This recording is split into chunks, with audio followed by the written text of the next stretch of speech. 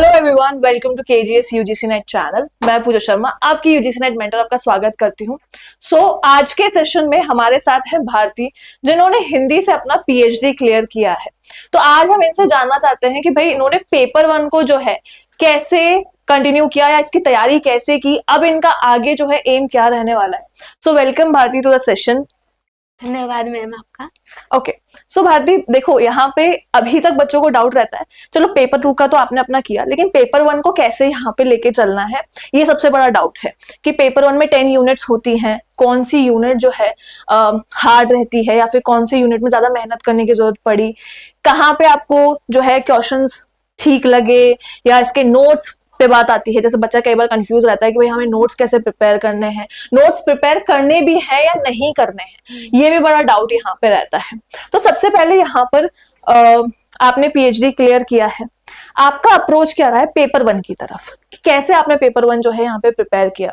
Ma'am मैंने दोनों paper को बराबर का समय दिया है। पेपर 2 का भी मतलब मेरा ये नहीं है कि भाई किसी भी एक में मैंने छोड़ा है। पेपर 1 की मैंने सारे यूनिट कवर की है, पेपर 2 के भी सारे यूनिट कवर किए हैं। पेपर 1 में मैम जैसे आप हमें पढ़ाती थी, यूनिट 1 और यूनिट 2 पढ़ाते थे। हाँ।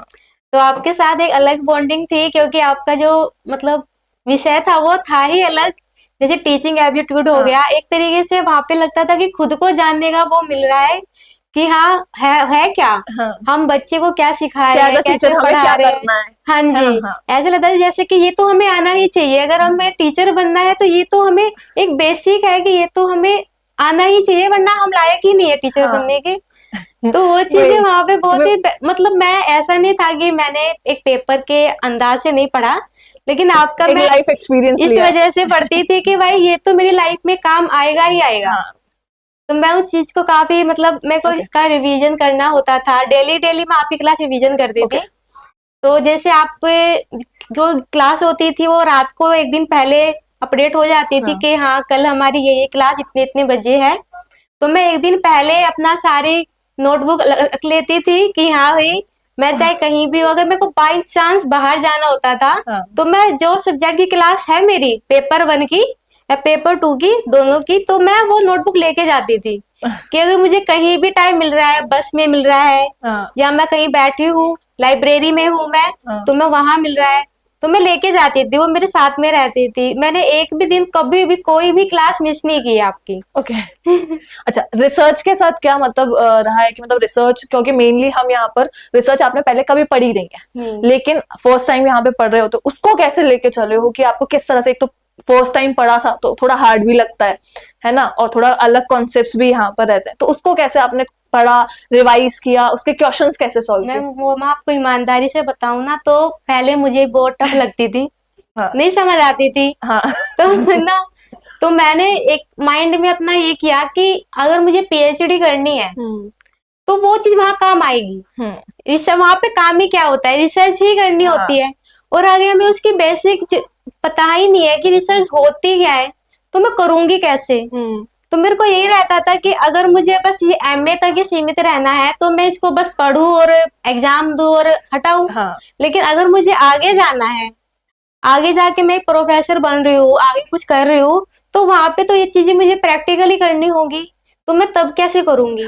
तब तो मेरे पास टाइम नहीं होगा कि मैं ये चीजें खोल रही हूँ, उनके बारे में पढ़ाई कर रही हूँ, कि वहां पे मेरे सामने एक प्रोफेसर बैठे होंगे, मेरा इंटरव्यू होगा, तो मैं वहां पे ये चीजें नहीं हो पाएगी। ऑब्वियस दैट आपको अगर रिसर्च पे, अगर वहां पे पीएचडी के लिए एनरोल होना है तो आपको रिसर्च बेसिस पे क्वेश्चन पूछता है। आपको पता होना चाहिए कि रिसर्च क्या है एक्चुअल में।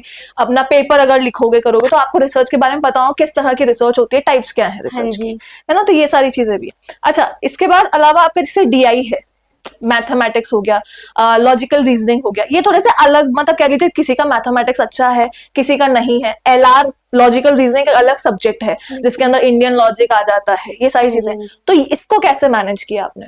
मैम डीआई और मैथ में तो मैंने कुछ टॉपिक उठाए, जैसे एवरेज होता है, टाइम एंड वर्क होता है, कुछ फिक्स होते हैं जिसपे टाइम एंड डिस्टेंस पे आता ही आता है हमेशा, आता ही आता है। तो मैंने जैसे पीवाईक्यू लगाए, मैं डेली मतलब 2 पीवाईक्यू लगाती थी, और एमसीक्यू जैसे आप लोग प्रोवाइड करते थे साथ साथ, यूनिट खत्म होने के बाद करते थे साथ साथ, तो मैं उनको साथ साथ में लगा के चलती थी। और मेरा लगाना होता था, जैसे मैंने लगाया और उसी दिन उसको याद कर लिया, मतलब वो ऐसा मैं करती थी कि दोबारा वो चीज याद ना करनी पड़े, छेड़नी ना पड़े मुझे पूरी जिंदगी, कि हाँ अगर ये क्वेश्चन मैंने याद कर लिया ना तो चाहे कितना भी घुमा के आ जाए मैं कर दूंगी। ओके, डीआई रोज सॉल्व किया है?